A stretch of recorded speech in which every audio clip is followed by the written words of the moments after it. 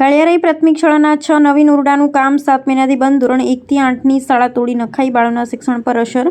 ગ્રામજનોની સરકારશ્રીને તાત્કાલિક કામ શરૂ કરવા રજૂઆત.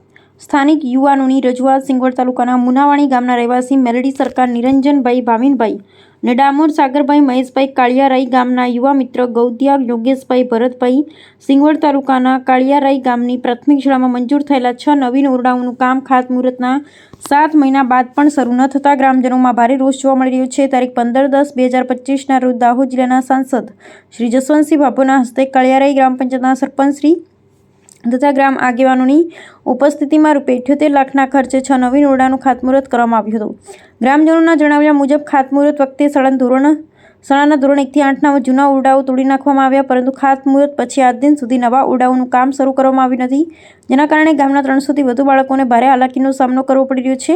હાલ ચોમાસાની સિઝન નજીક આવી રહી છે અને બાળકોને ખુલ્લામાં કે વૈકલ્પિક જગ્યાએ બેસી અભ્યાસ કરવો પડે છે, જેના લીધે તેમના શિક્ષણ કાર્ય પર માઠી અસર પડી રહી છે. આથી કાળિયારાઈના સમસ્ત ગ્રામજનો સરકારશ્રી અને સંબંધિત તંત્રને નમ્ર વિનંતી કરે છે કે મંજૂર થયેલ 6 ઓરડાઓનું બાંધકામ તાત્કાલિક ધોરણે શરૂ કરવામાં આવે, જેથી બાળકોનું શિક્ષણ બગડતું અટકાવી શકાય. જો વહેલી તકે કામગીરી શરૂ નહીં થાય તો ગ્રામજનોએ આંદોલનને માર્ગ અપનાવવાની ફરજ પડશે, જેની સંપૂર્ણ જવાબદારી તંત્રની રહેશે. રિપોર્ટર શ્રીકાંતભાઈ વહોની.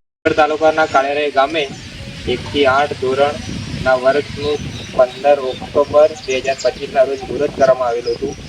78 લાખનું એ મુહૂર્ત કરવામાં આવ્યું, પણ હજી લગી કોઈ કાર્યવાહી કામની કરવામાં આવી નથી. તો અમારી નમ્ર વિનંતી છે કે આ કામકાજ છેલ્લા 20 દિવસમાં સંપૂર્ણ રીતે કામ ચાલુ થવું જોઈએ.